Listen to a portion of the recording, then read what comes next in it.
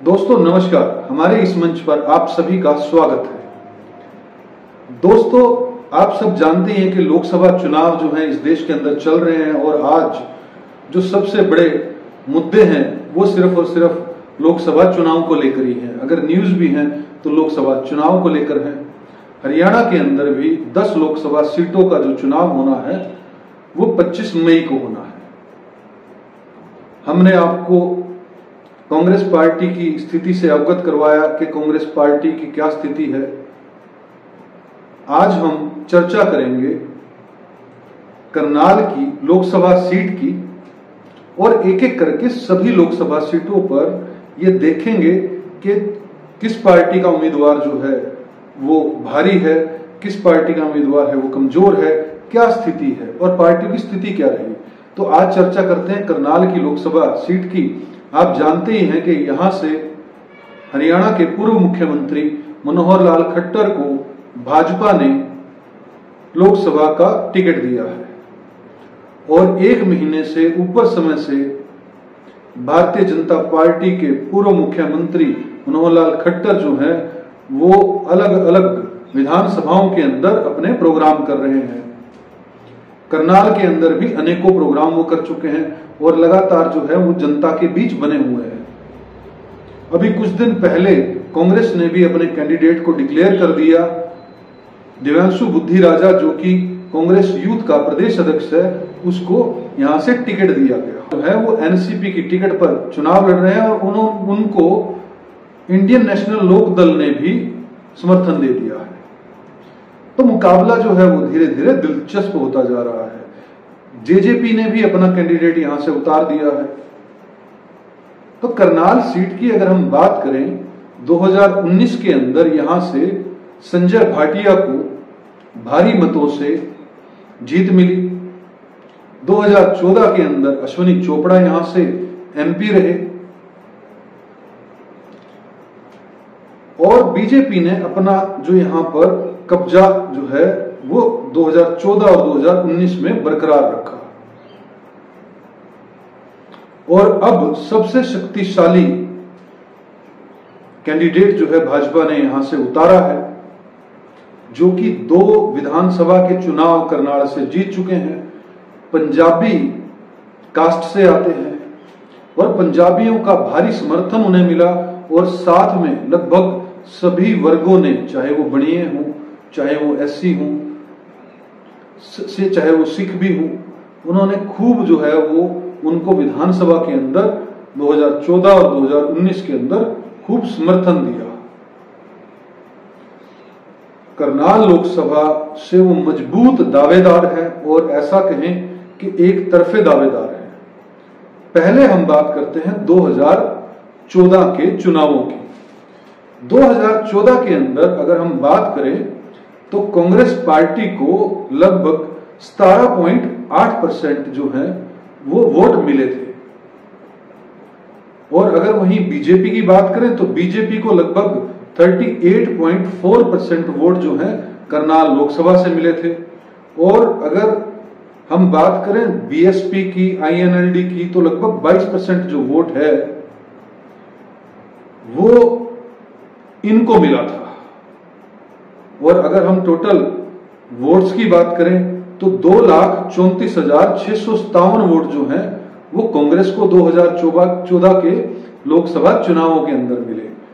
और अगर हम बात करें बीजेपी की तो 5,94,704 जो वोट हैं वो बीजेपी को यहां से मिले।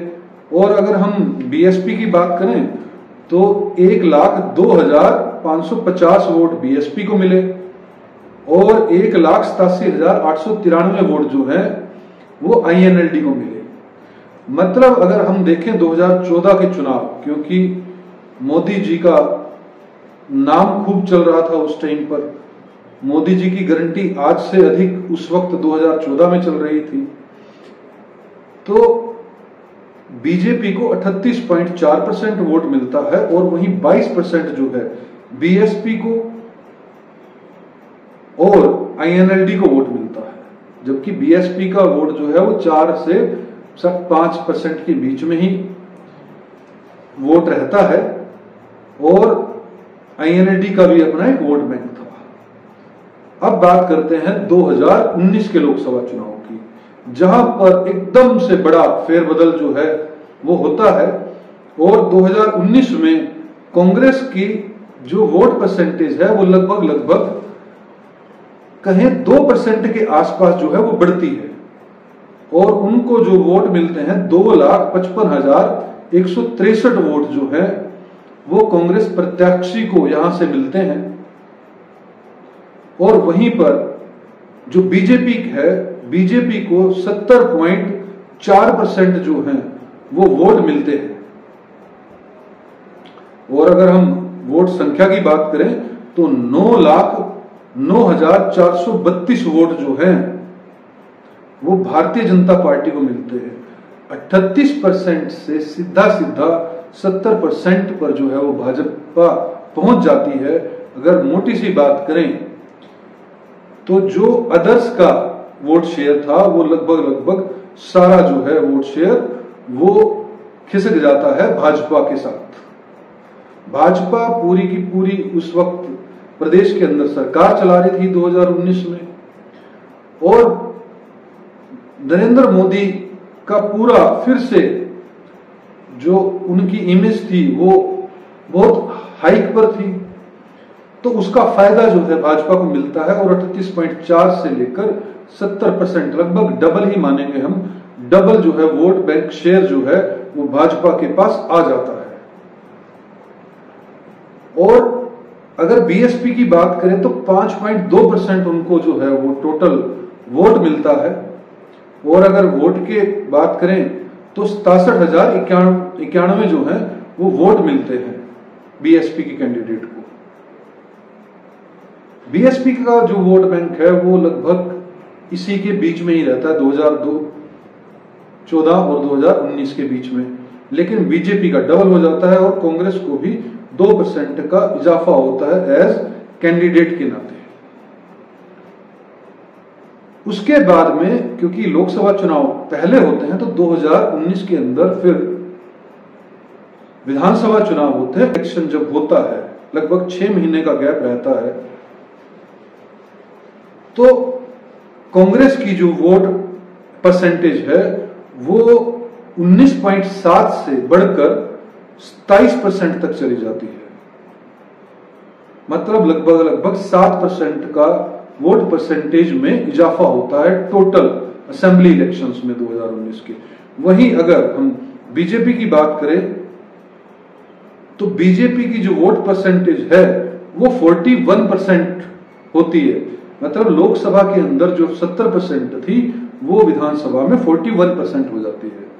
कहीं ना कहीं मोदी फैक्टर को लेके शायद लोकसभा में लोग देखते हैं कि ऊपर कौन है कैंडिडेट, केंद्र के अंदर कौन है, तो उसको देखकर शायद जो है वो मोदी जी को वोट दिए। लेकिन मनोहर खट्टर को लगभग 40 सीटें ही विधानसभा के अंदर मिलती हैं उस वक्त, तो वोट परसेंटेज जो करनाल का है वो खिसक जाता है 41% पर। और अगर हम बीएसपी की बात करें तो बीएसपी को 4.7% के आसपास वोट मिलता है। अगर हम वोट के माध्यम से इसको देखेंगे कितने वोट पड़े तो 3,44,422 वोट कांग्रेस को पड़ते हैं, 5,32,877 वोट जो हैं वो बीजेपी को पड़ते हैं और 61,783 वोट जो हैं वो पड़ते हैं बीएसपी को। 6 महीने में ही वोट जो परसेंटेज शिफ्ट होता है और हरियाणा के अंदर एक चेंज आता है और भाजपा जो है वो बहुमत से भी नीचे उसकी सीटें चली जाती हैं, 40 सीटें विधानसभा के अंदर आती हैं। ये मैं क्यों इसलिए बता रहा हूं क्योंकि 2019 के लोकसभा के चुनाव के बाद विधानसभा के चुनाव हुए और भारतीय जनता पार्टी को बहुमत नहीं मिला, पर मुस्लिम की परसेंटेज है वो 4.37% है। अगर हम एससी की बात करें यहां पर तो 20.16% जो है करनाल लोकसभा के अंदर वोट बैंक जो है वो एससी का है। और अगर हम सिखों की बात करें 5.58% जो है वो वोट बैंक सिखों का है। और अगर हम पंजाबी की बात करें तो लगभग 8% से 9% के बीच में जो है वो पंजाबियों का वोट बैंक है। मुख्य तौर पर जो भारतीय जनता पार्टी की जीत का रहस्य है वो अगर जाति समीकरण को देखें, पंजाबी जो है वो एकजुट होकर वोट करता है, बनिया जो है वो एकजुट होकर वोट कर रहा है, और कहीं ना कहीं जो SC BC जो है वो उनका मेजर जो वोट बैंक जो है वो शिफ्ट हो गया है भाजपा की तरफ। लेकिन 2019 से लेके 2024 तक भाजपा को केंद्र में भी और स्टेट के अंदर भी काफी चुनौतियों का सामना करना पड़ा। पहले उपलब्धियों की बात करते हैं कि जो उपलब्धियां जो है वो मनोहर लाल खट्टर जी जो है वो गिनवाते रहे हैं। सबसे पहले बिना खर्ची बिना पर्ची की बात,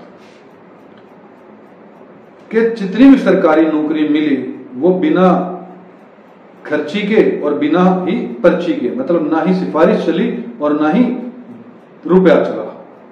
तो ये मनोहर लाल खट्टर जी बहुत जोर जोर से हर लोकसभा के अंदर और या हर रैली के अंदर बोल रहे हैं कि बिना खर्ची बिना पर्ची के हमने बच्चों को सरकारी नौकरियां दी। लेकिन इस बात में सच्चाई कितनी है ये बात तो जांच का विषय है, क्योंकि जिस तरह से कुछ समय पहले हरियाणा कमीशन से जो है वो नोटों से भरा बैग मिलता है, उसने सारी पोल खोल दी थी। इसी तरह से चलता है, कमीशन के अंदर ही आयोग के मेंबर ही जो है वो पैसा लेते हैं, वहां से पकड़ा गया इसीलिए बोल रहा हूं। लेकिन ये सिस्टम सबको पता है, पहले मंत्रियों को देते थे, अब हो सकता है कि मंत्री इनके माध्यम से ले रहे हों और कुछ लोगों को दिखाने के लिए जो है वो ऐसी नौकरियां दे दी गई हों कि चलो 2000 में से 200 लगा दो ऐसे ही, और उन्हीं का प्रचार करो खूब। तो बिना खर्ची बिना पर्ची कितनी सच्चाई है ये तो खुद भारतीय जनता पार्टी अपने जमीर को झांक कर देखे तो उन्हें पता लग जाएगा। दूसरा जो है समान विकास, हरियाणा एक हरियाणवी एक का नारा दिया, मतलब के पूरे समस्त जिलों में हरियाणा के समान विकास करवाया गया। लेकिन ऐसा भी जो है वो देखने को नहीं मिलता। दूसरा रोड डेवलपमेंट को लेकर जरूर भारतीय जनता पार्टी ने काम किया, और उसका सारा जो श्रेय जो है वो मैं सिर्फ दूंगा तो अगर देंगे हम तो नितिन गडकरी जी को देंगे। उन्होंने खूब जबरदस्त काम पूरे देश के अंदर किया और हरियाणा में भी रोड डेवलपमेंट के ऊपर काम किया। पंचायतों को खूब फंड दिया गया। देखिए, ऐसा नहीं कह सकते कि सरकार ने पैसा नहीं दिया, सरकार ने खूब जो है वार्डों में पंचायतों में पैसा दिया खर्चने के लिए। अब वो खर्चा गया है या खा गए ये भी जांच का विषय है।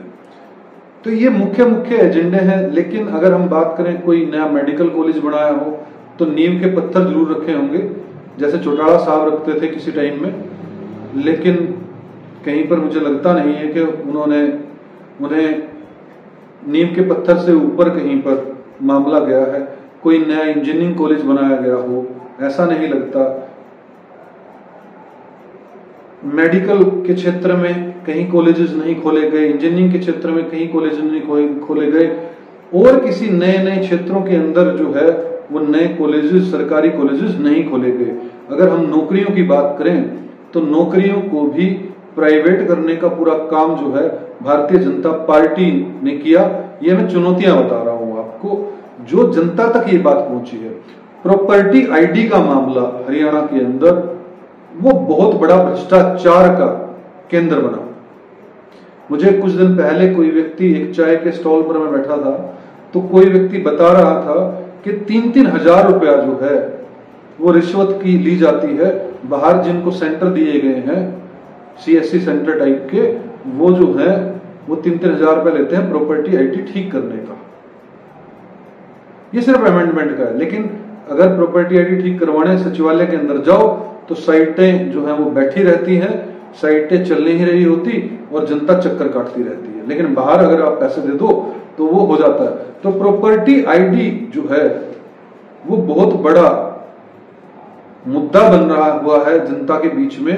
गांव की जनता है उनके अंदर रोष है कहीं ना कहीं।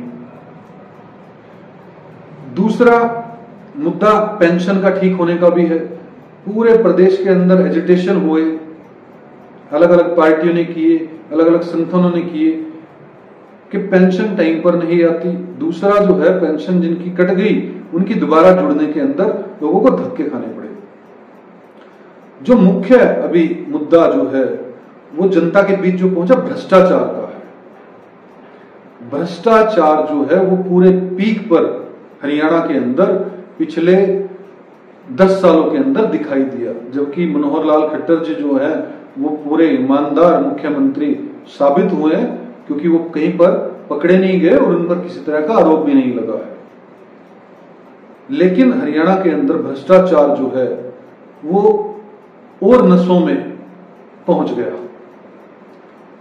और जनता को ये बात पता है, नेताओं को भी ये बात पता है, लेकिन जनता के सामने इस बात को स्वीकार नहीं करेंगे।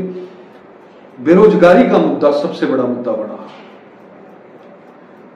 हरियाणा पूरे देश के अंदर नंबर 1 पर आया बेरोजगारी के अंदर। जब ये रिपोर्ट सामने आई तो भाजपा सरकार की, हरियाणा सरकार की बहुत जो है फजीहत हुई इस मामले को लेकर, और क्योंकि युवाओं के पास रोजगार नहीं है, युवाओं को काम करने के ऑप्शन ही नहीं मिलेंगे तो युवा काम कहां पर करेंगे। तो रोजगार डेवलप करने में जो है वो हरियाणा सरकार पूरी तरह से फेल हुई। ये मुख्य जो है प्रॉब्लम इनके सामने, सरकार के सामने आएगी और आ भी रही है।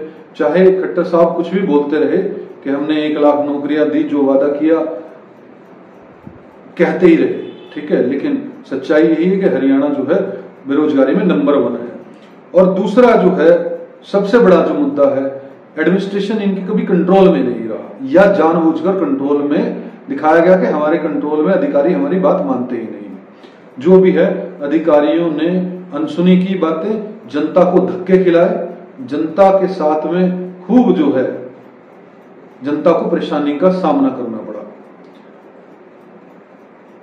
एक और मुद्दा जो सबसे बड़ा मुद्दा बना वो है कर्जे का, कि हरियाणा के ऊपर, देश के ऊपर 205 लाख करोड़ रुपए कर्जा हो गया।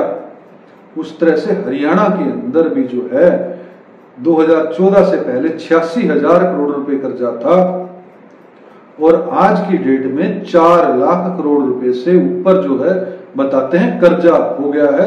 2.5 लाख करोड़ तक जो है वो पिछले साल था, अभी जो बताया जा रहा है वो 4 लाख करोड़ के आसपास जो है कर्जा हरियाणा के ऊपर हो गया। मतलब अगर 2.5 लाख करोड़ भी हम कहें तो 3 गुना कर्जा हरियाणा स्टेट के ऊपर कर दिया, कर्जा उठा लिया।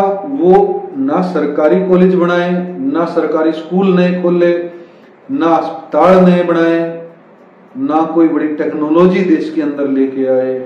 लेकिन फिर भी जो पिछले, जब से हरियाणा अलग हुआ पंजाब से, कर्जा 86,000 करोड़ था और इस खट्टर सरकार ने, जो अभी सैनी साहब है मुख्यमंत्री तो, लेकिन भाजपा सरकार ने 2.5 लाख करोड़ रुपए जो है इस प्रदेश पर कर्जा कर दिया।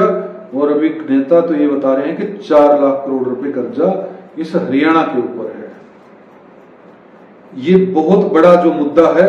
और सबसे बड़ा एक मुद्दा जो हुआ, जाट आंदोलन फेलियर का कारण बना। किसान आंदोलन जो है उसका भी सामना जो है भारतीय जनता पार्टी को इन चुनावों के अंदर करना पड़ेगा, क्योंकि पिछले 2.5-3 सालों से किसान सड़कों पर है, किसान एमएसपी की मांग कर रहा है।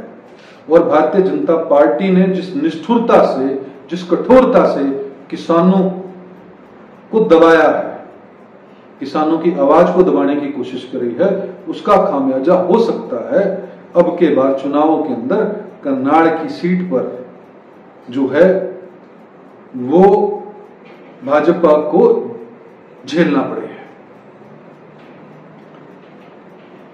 ऑनलाइन पोर्टल कर देना भी जो है वो एक बड़ी समस्या लोगों के लिए बनी।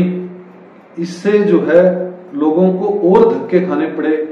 किसानों को जैसे उनका फसलों का ब्यौरा ऑनलाइन कर दिया, अनपढ़ किसान है, पढ़ा लिखा किसान नहीं है, वो एजेंटों के माध्यम में कहीं सीएससी पे धक्के खा रहा है, कभी कहीं खा रहा है और वहां पर वो अपने ब्यौरे चढ़वा रहा है, या फिर आड़ती बैठ के ब्यौरे चढ़ा रहे हैं उनके, क्योंकि उनको तो फसल लेनी है। तो जो ऑनलाइन पोर्टल जो है बिना एजुकेट किए लोगों को जब आप ऑनलाइन कुछ भी कर दोगे, देखिए सबसे पहले जरूरी है एजुकेशन। अगर एजुकेट करके कोई भी ऑनलाइन पोर्टल लागू किया जाए लोगों को तो वो कामयाब होगा। लेकिन सिर्फ और सिर्फ एसी ऑफिस में बैठकर अगर इस तरह के निर्णय किए जाए तो वो हो सकता है नुकसान 100% देते हैं। तो मैं सिर्फ ये बात कहना चाह रहा था कि मैंने मुख्य आपको बातें बताई। परसेंटेज ऑफ वोट क्या था करनाल के अंदर, कितने वोट किस पार्टी को मिले, और अभी जो है भाजपा अपनी जो उपलब्धियां हैं वो क्या गिनवा रही है, और भाजपा को किन बातों पर, किन मुद्दों पर जो है प्रॉब्लम फेस करनी पड़ रही है इस इलेक्शन में, और करनी पड़ेगी जहां जहां पर वो वोट मांगने जाएंगे, जैसे जैसे वो इंटीरियर में वोट मांगने जाएंगे नौलाल खट्टर जी, तो उनको ये समस्याएं जो है वो झेलनी पड़ेगी, लोगों का विरोध झेलना पड़ेगा। और सबसे बड़ी बात, लेकिन खट्टर साहब तो क्योंकि अभी सुपर सीएम है हरियाणा के, तो वो तो रथ यात्रा निकाल रहे हैं पूरी, क्योंकि भारतीय जनता पार्टी आज देश की सबसे बड़ी और अमीर पार्टी है। तो खूब गुलाब के फूल बरसाए जाते हैं जब जब उनके नेता जनता से वोट मांगने जाते हैं, वहीं पर भाजपा ही उनको गुलाब के फूल देती है लोगों को, उन्हीं के वोटर कार्यकर्ता खड़े होते हैं और फूलों से छिड़काव करके स्वागत किया जाता है। बड़े बड़े होर्डिंग्स लगाए गए हैं और बड़े बड़े द्वार बना दिए जाते हैं, बड़े बड़े टेंट लगाए जाते हैं। कहीं पर भी चुनाव आयोग ये बात पूछने की हिम्मत नहीं करता कि इतना धन कहां से लेकर आ रहे हो, लिमिट से बाहर अगर धन खर्चा करोगे तो कोई कार्रवाई होगी या नहीं। ये 2014-2019 में तो देखने को नहीं मिली, अब देखने को मिलेगी, इसकी कोई आशा भी नहीं है। तो ये मैंने आपको विश्लेषण बताया। कांग्रेस के अगर कैंडिडेट की बात करें तो मुझे नहीं लगता कि वो इतना सशक्त उम्मीदवार है मनोहर लाल खट्टर के सामने, लेकिन जनता जब जवाब देती है तो वो वोट के माध्यम से ही देती है।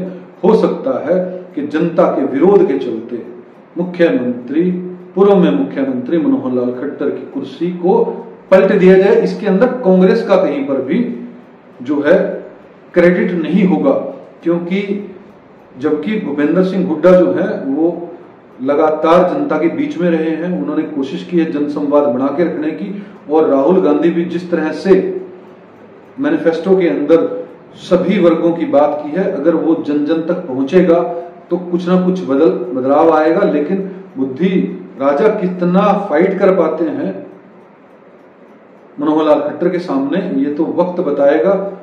ये एक विश्लेषण था, बाकी जो पार्टियां हैं उनकी तो बात करने का कोई मतलब ही नहीं बनता, क्योंकि वो तो सिर्फ कांग्रेस का वोट तोड़ने के लिए ही जो है वो कैंडिडेट खड़ी कर रही है। तो मुख्य तौर पर भाजपा और कांग्रेस में ही टक्कर बनेगी। दोस्तों, अगर यह वीडियो आपको अच्छी लगे तो इसको लाइक कीजिएगा, शेयर कीजिएगा और हमारे इस मंच को सब्सक्राइब कीजिएगा और हमारी निष्पक्ष पत्रकारिता को सपोर्ट कीजिएगा। जय हिंद, जय भारत।